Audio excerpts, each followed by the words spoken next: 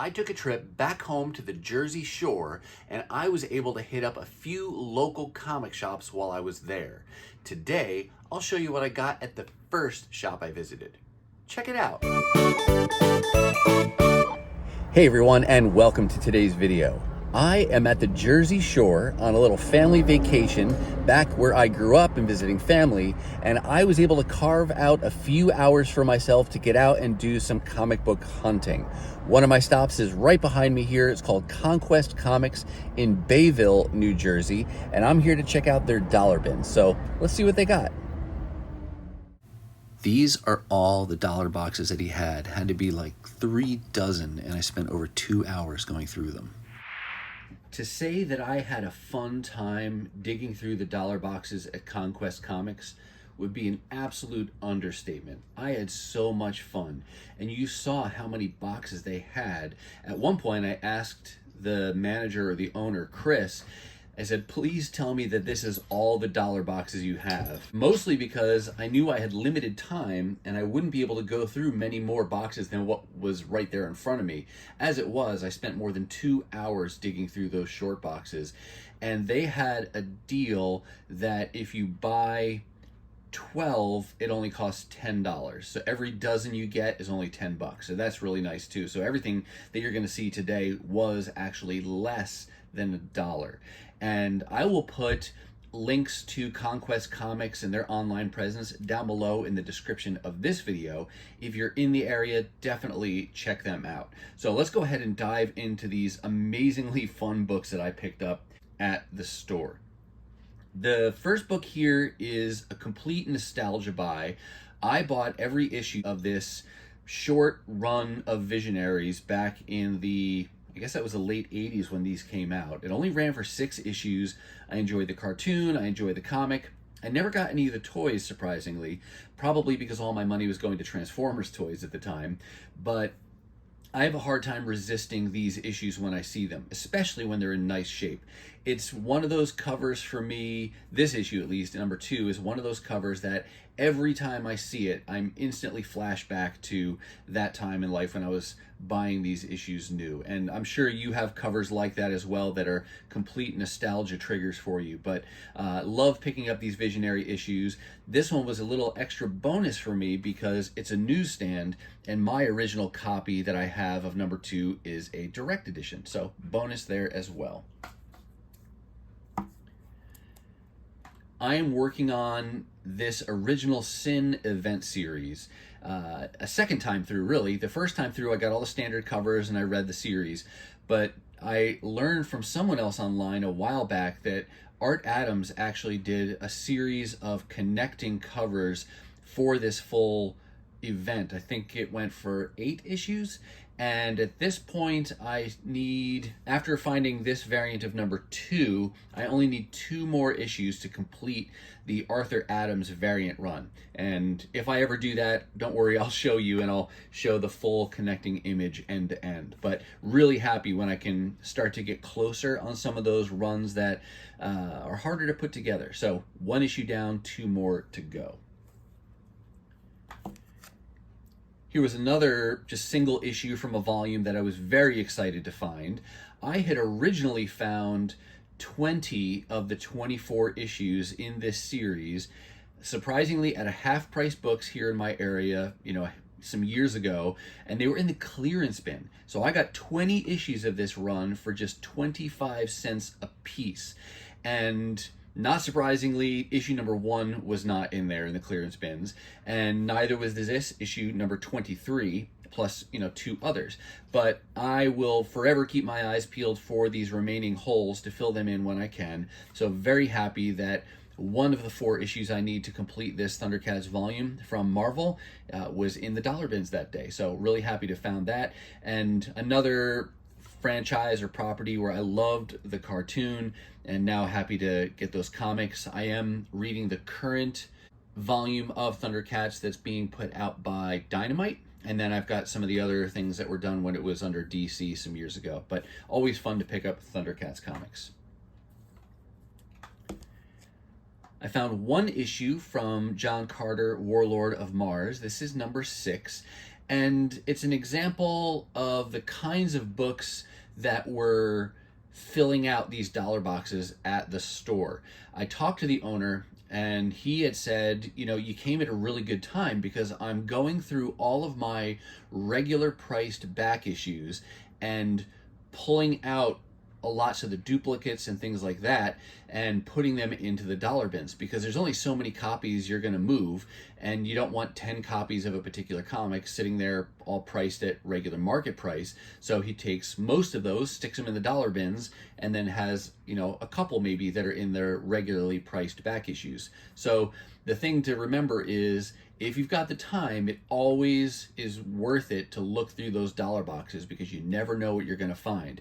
And I actually came across, going through these boxes, not all in one place, they were kind of spread out all over, but I came across probably 5 or 6 copies of issue number 6. I pulled them all out as I found them, and then I compared them, and I kept the best condition copy to bring home with me. But definitely be diving in those bins, because I've heard that repeatedly from store owners, that there's only so many copies of a particular issue that they'll put in their regular back issues. A lot of times those overstock wind up in the discount bin. So I'm really happy to make one issue of progress towards my collection of this volume.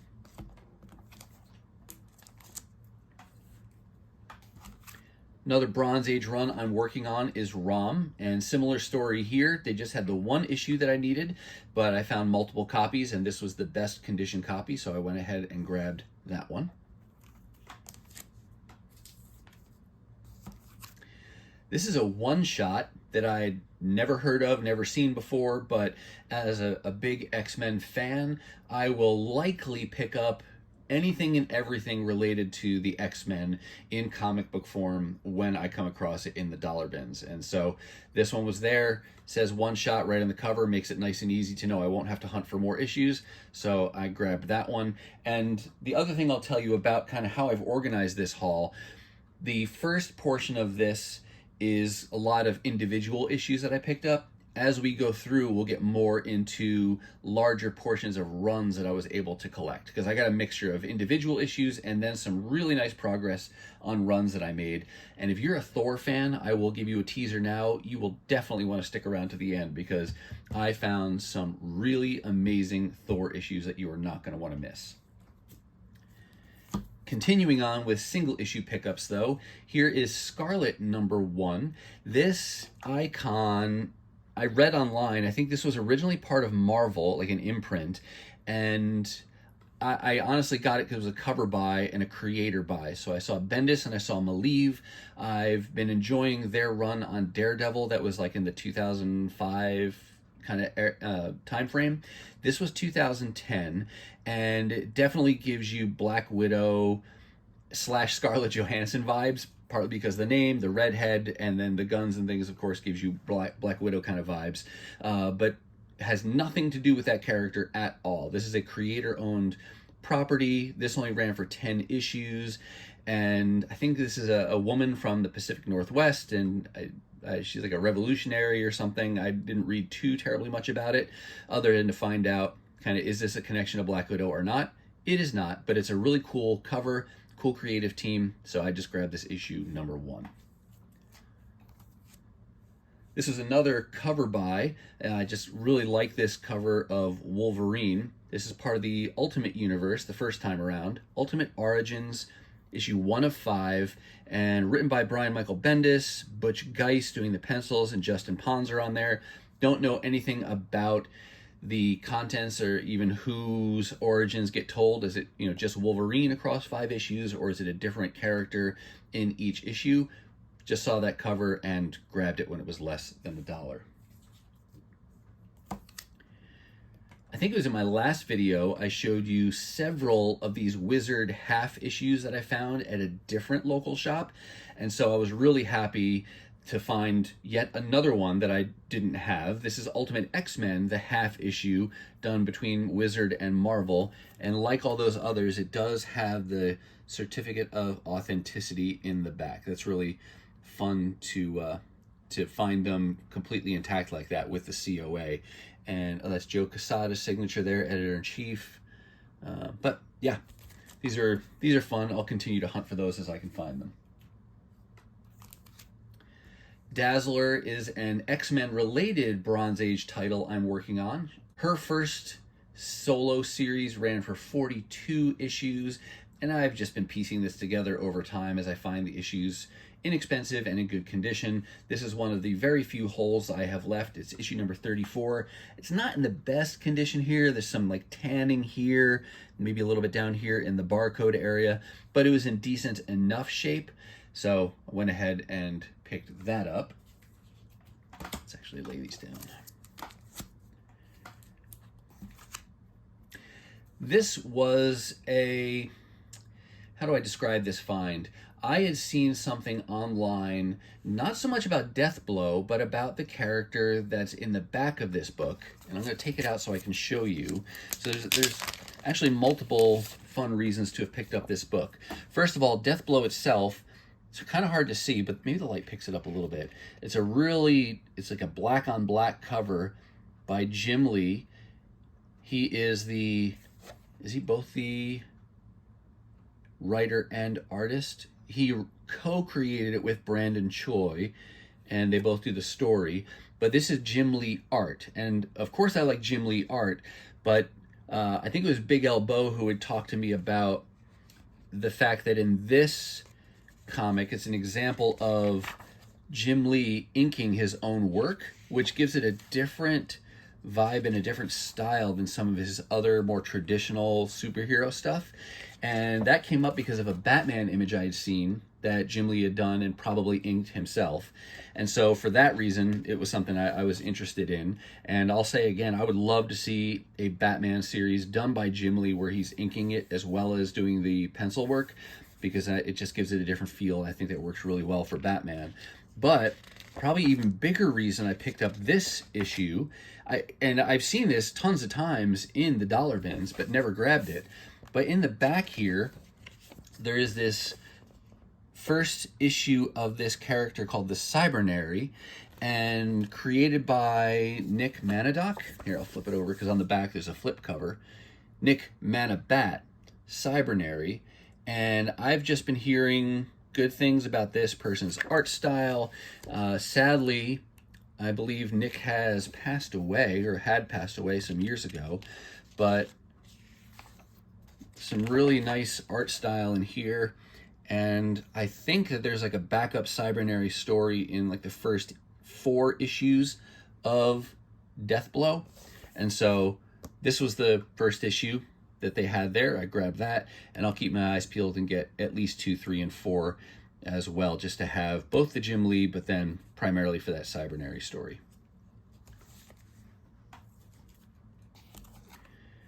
Here's another just individual issue I bought. This is number 1 from a 4-part limited series called The Adventures of the Thing, and got it for 2 reasons. One, because of the Thing. I like him as a character, but I also like the Sam Keith cover on this. It's not in the best shape. It's got a lot of spine ticks, and on a dark cover, those really show up kind of pronounced. But I've never seen this book before, so it was a happy little addition to bring home with me. Another number 1 and just single issue that I picked up. This is Star Trek Deep Space Nine. I think I mentioned last time that my wife is working on some of the Deep Space Nine comic books, and right now we are kind of going through a rewatch of the DS9 television series. So this was one I picked up for my wife, being that it was a number 1, it's DS9 related, all kinds of good stuff there.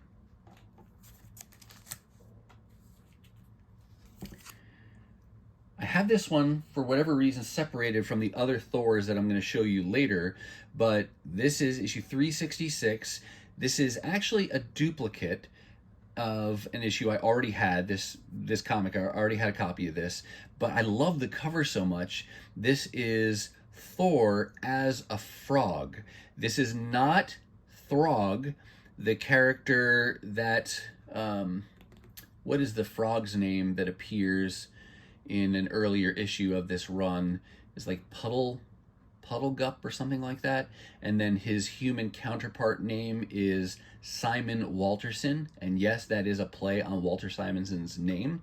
I think I read in Key Collector that he's not actually called Throg until, I don't know when he's called Throg. It's sometime like in the 2000s or something, I want to say, when he actually appears as Throg. This is just Thor as a frog, and you can even see here, what do you call a 6'6" fighting mad frog? So that's a gigantic frog, and I'm sure would be terrifying if he was real. Throg in the comic books later on is much smaller, but still a really cool cover, and was just going to grab that because I love the cover art on these. And I think I've said before, it's hard for me to resist the Walter Simonson Thor issues, even when I have them. The next 3 books were a very special treat that I am excited were in the dollar bins, partly because I just never would buy these otherwise. Here we have Tales of Suspense featuring Iron Man and Captain America, so it was a team-up title there for a while. This is number 74, great 12-cent price cover, or cover price, I should say. And you can tell looking around the edges, this is not in great condition at all. If it was in great condition, there's no way it would have been in the dollar boxes. But I'm not going to leave behind an issue like this it's presentable, despite what's going on here at the spine. When I put that in Mylar, it'll look really nice. Great Captain America cover, great Silver Age book, and for the price, I couldn't say no to that. In addition to that, I got number 99. Now this one's already in Mylar, so I apologize if there's a bit of a glare on that, but this one is really beat and I wanted to get it protected. Number 99 is significant because it's the last issue when this was named Tales of Suspense. The very next issue is 100, and that becomes Captain America. So really fun to be able to get the issue that preceded that very iconic number 100 and the first, solo ongoing for Captain America in the Silver Age there. But still, this is just a really fun kind of comic book significance, historical significance issue to have grabbed for such a great price. And then one more Silver Age to show you. This is Tales to Astonish, number 65, Giant Man and Hulk, and not a run that I obviously am collecting, not just because it's Silver Age, but not characters I generally go towards. But this is the first appearance of this Giant Man costume, I think. It says introducing the new Giant Man, but again, for like 80 some odd cents, Silver Age book that's a minor key, and it's a really cool cover. Very fun to have that one. And this used to belong to Ricky Lee, it looks like. So I've got Ricky Lee's signature on the cover, though that doesn't add any value, probably just detracts from it, but still a nostalgic thing for, for somebody knowing that that was some kid's book in their collection at some point back in the 60s. Not quite Silver Age, but this is early Bronze Age. As an X-Men fan, I could not leave this behind, even with the majority of the title cut out of the front cover. This is issue number 73. It's during the reprint issues of X-Men, and so this issue actually reprints X-Men number 25, which is kind of funny because I actually own a copy of X-Men 25, one of the few issues before Giant Size X-Men that I own, and it just so happens that number 25 is the one that I have. I have a coverless copy that I found at a Half Price Books clearance sale, so I was similar to this. I was going to get it just because it's so early, even though it's coverless. This one has the X-Men cut out. I can only guess that maybe this was something that the seller, like the newsstand, would do for returns. I remember working years ago in a pharmacy, and when we had a lot of newspaper returns, they would have us not return the entire newspaper, but tear off the title and then send those back as proof that they were not sold. So that's what this made me think of. Maybe a kid cut it out. I haven't looked yet to see if there's a coupon or something on the inside, but even with that cut out, again, for 80 some odd cents, that's a great old book to be able to add to my collection.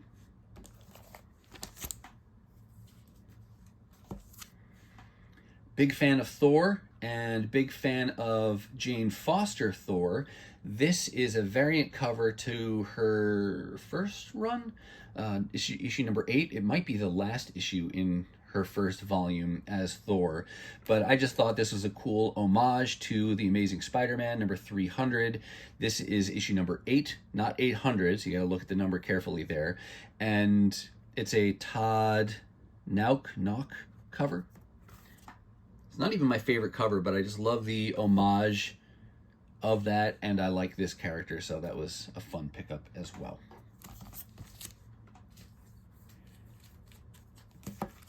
All right, now we're going to start, I think, to get in some of the little bit longer runs or more progress I was able to make on each of the individual titles I show you.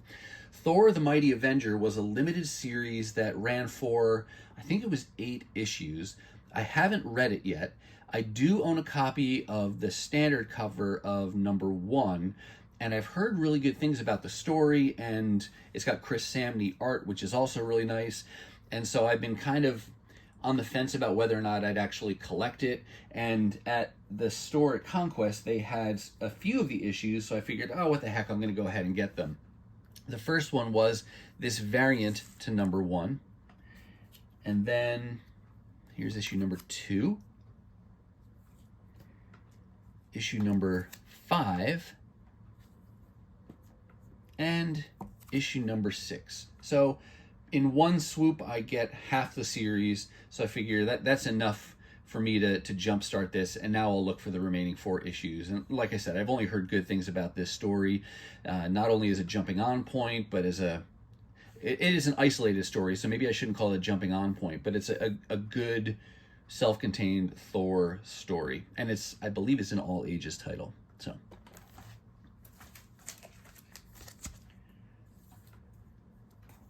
here's one more Wizard half issue. I'm showing this to you here because it is part of the run of Ultimate Spider-Man that I am working on. Obviously, this one has the certificate of authenticity as well. But in addition to this half issue, I picked up a handful of issues from Ultimate Spider-Man, his first volume. There's issue number 10, and that now is one of the lowest issues I have. I do technically have number 1, or at least a part of issue number 1 in the form of the free comic book day issue, but that doesn't reprint the entire story, so I still need a true number 1 someday. But outside of that, that's the lowest number I have so far. And then there's 11, and don't worry, this sticker is on the outside of the bag, not the book. 13. 15, 16, and this Ultimate Spider-Man Super Special number 1, and this was just a one-shot. I will say they did have other issues in the Ultimate Spider-Man run, but given everything else I found, I kept myself to the issues that were the lowest numbers that I still needed to fill in holes. And I'm gonna try to turn the camera here if I can and not make you guys sick at all by doing this. But if you see that box there, I'm gonna move around so I can actually point to it. These issues here, in this first part of this box, these are all Ultimate Spider-Man. This was a title that I wasn't really collecting in its entirety. I picked up a few story arcs here and there when I found the issues cheap, but never really committed to the run. I think the first part of this volume ran for like 100, it was well over 100 issues, like 130 some maybe, and then there was a kind of a weird renumbering in there at some point. But anyway, it was a pretty long run, and I wasn't working on it, but at a sale right at the beginning of this year, the end of last year, that Pulp Comics was holding, and they were doing half-price dollar books, and they had all of those books in their dollar bins, and I just decided, you know what, I'm going to dive in and go for it. And so I think I was able to pick up like 80 or so issues of this first volume of Ultimate Spider-Man for 50 cents a piece. Read a bunch of it on digitally through Marvel Unlimited, but I haven't read the whole thing. And the creative team I enjoy, Brian Michael Bendis and then Mark Bagley on pencils, and of course He's one of the classic artists on, or the modern classic artists on Spider-Man. And so I figured, given so many issues for so cheap, I was going to go ahead and get those. And now I'll continue to chip away at them when I can find them for $1 or less. I haven't decided yet when or how to show you those Ultimate Spider-Man issues. Like I said, I've had them all year and I haven't shown them in a haul yet. Maybe it'll be the kind of thing where I'll just show everything once I complete it someday, but it's a fun volume for me to be working on. And it's another title where I never collected this new at the time, but I am keeping up current with the new Ultimate Spider-Man being written by Jonathan Hickman and art by Marco Cacchetto, and I'm really enjoying that volume as well.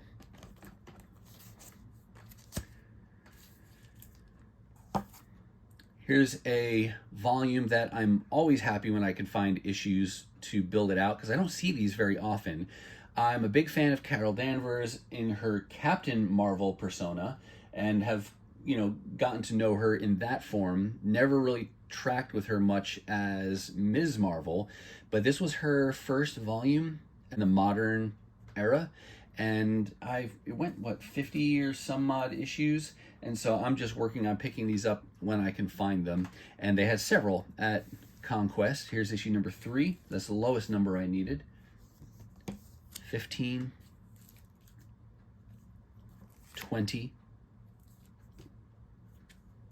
33, 34, 46. Kind of jumps around, but I'll take any issues I find when I find them, just because I see them so infrequently. And, oh, actually, that's it. So what is that, half a dozen or so issues that I made progress on. So really happy to have found those. I still have a long way to go on this volume, so any progress I make is always well received. And now we're into the final title and the largest run of books that I was able to find at Conquest Comics, and this is what got me the most excited. I'm going to try to not spoil any of the covers, but show you these are all Thor issues that I found at the sale that day.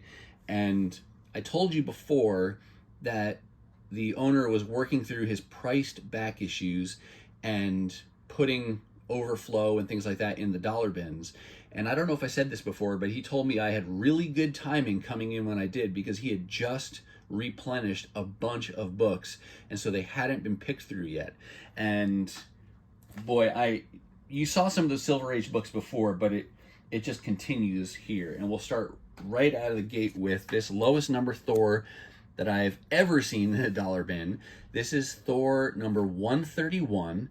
And so if you think about it, Thor in his own title, not Journey to Mystery, but the title The Mighty Thor, started with issue 126. So issue number 131, that's like having issue 6 of his Silver Age Thor run.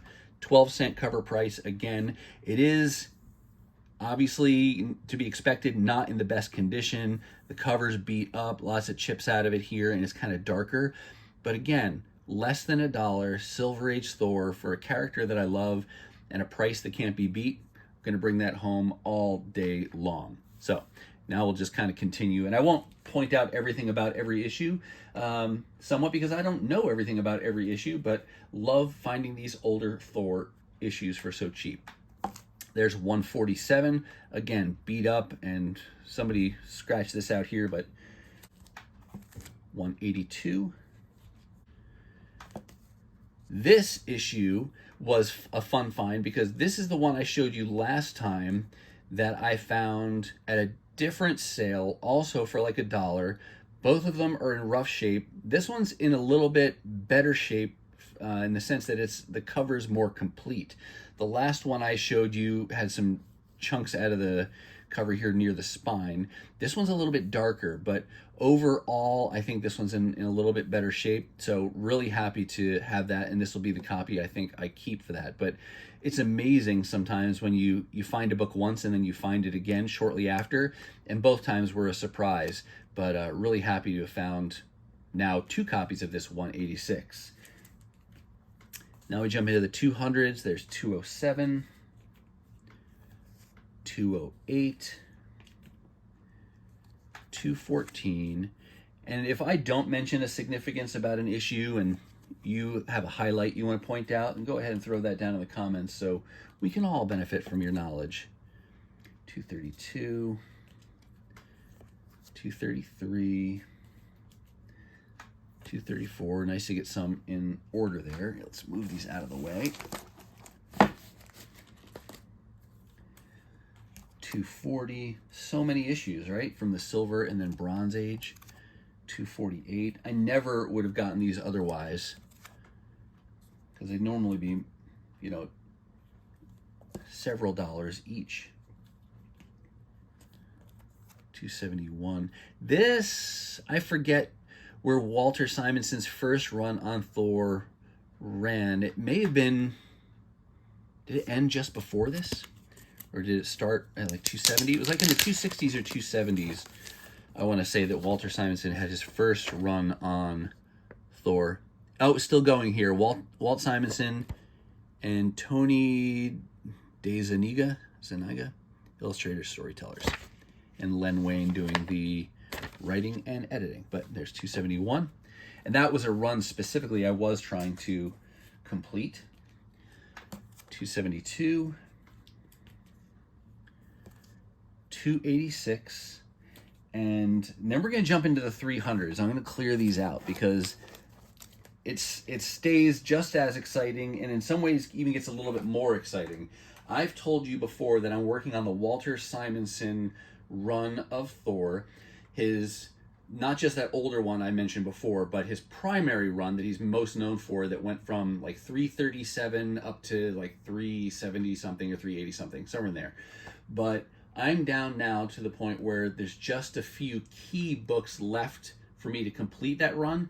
And each time I say I don't expect to ever find these in the dollar bins, but today I was wrong. I found two of those books that I would not have necessarily expected to find in the dollar bins in the dollar bins. And we're going to go a little bit out of order.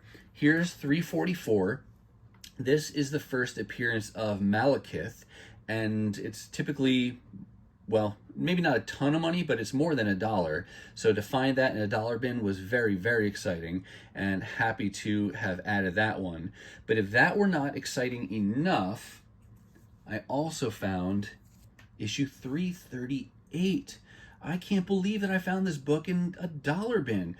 337 is where Simonson's run kicks off, and that's the introduction, first appearance of Beta Ray Bill. This is only Beta Ray Bill's second appearance in 338. This is not a dollar book typically. And this one, of course, does have a little bit of damage. It's got, if you can see the staining up here, it looks like it has some water damage at some point. But other than that, it's in really nice shape.